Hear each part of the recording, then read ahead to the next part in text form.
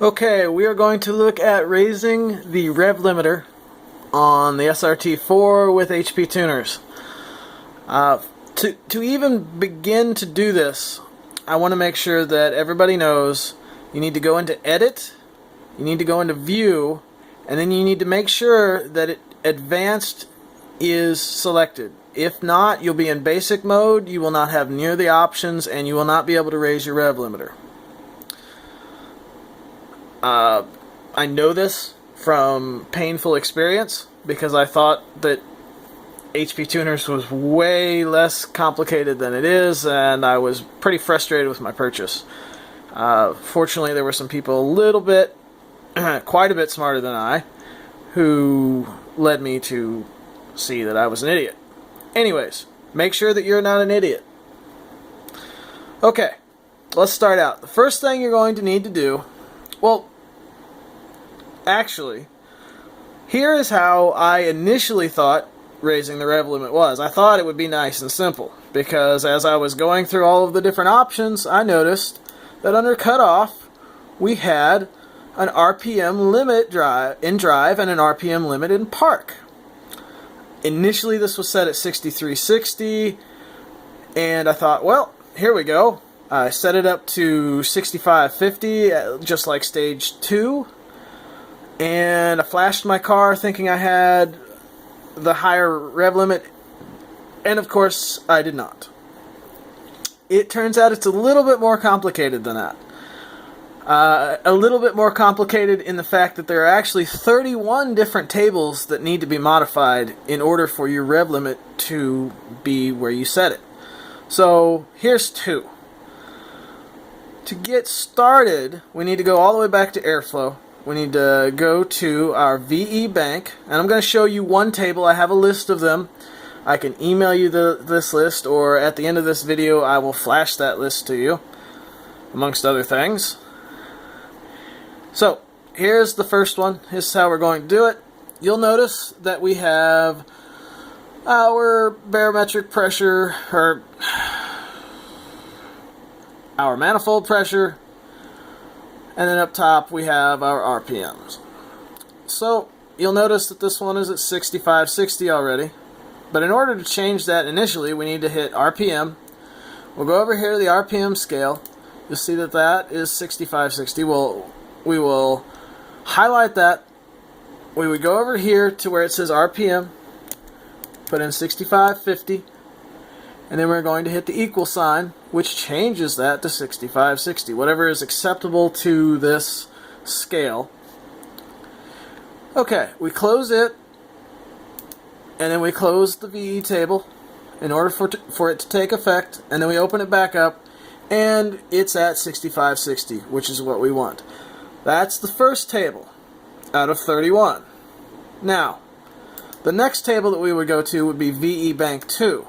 Now, because it is linked in this software, it has changed itself. So that's number 2 of 31. It did change itself, but not all of them are going to do this. So we need to check each and every one that's on the list. The next one that we're going to look at, because it's a little bit different how it gets scaled, would be VE-IAT multiplier. Okay, RPM is on the other side. It's basically the same thing, it's just in a different place. So click on it, highlight the bottom cell, punch in your 6550, hit the equal sign, and bam. That cell is now changed. Just like before, we'll close it out. We close this one out, and then we can open it back up and verify that there it is. It has changed. Just another one, you'll see VE engine coolant temperature multipliers. This one is at 6112. Same deal. We'll hit RPM. We'll highlight this. We'll jump over to 65. Jump over, put in 6550. This is rather hard holding a phone and filming and talking at the same time. Hit equals, close it, or maximize it because we're an idiot. Minimize, close, close, and open it back up, and we have taken effect. Now, the thing that I want to make sure that is clear is you will notice that now, instead of a step from 51 to 61, we have a step from 51 to 65, a difference of 500 RPM. Some tables you're going to be able to leave alone depending on what they are. Some tables, like for example, let's go back to our VE Bank 1. This is a pretty important table. This is where you're going to handle your fueling of the engine. And we've gone from 59 to 65/60, which was 61. Now we're at 65. It's not a huge jump, so chances are this VE number right here is going to be okay. They're gonna scale just fine. They're going to be good and smooth.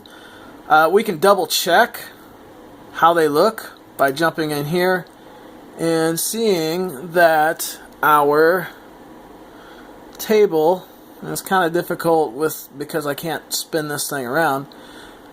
It's a little spiky where we've changed it. So what we can do is we can come back. Let's jump back to the table, and we can highlight these and smooth the selection, and take a look. See we're a little bit smoother. It's not as much of a spike. But probably the best thing to do until you're familiar with what you're going to be doing, what your car does, is to add about 5% to that table. And what that's going to do, that's going to give us more fuel and just make us a little bit more careful. Go out, run the car once you have all of these different tables set to your higher rev limit, and data log it, see where it's at, and adjust from there. The other thing is, especially right now, we're only jumping 500 RPM, but should we be jumping let's say to 7,000 RPM or up to 8,000 RPM, what we really want to do is we're going to want to take this RPM scale, and we're going to want to highlight it just like we did earlier with the fuel. Highlight the whole thing, and we're going to smooth selection. Bam. And what that's going to do is that's going to raise or lower these numbers and make it a smoother transition along our table. Now, once you've done that,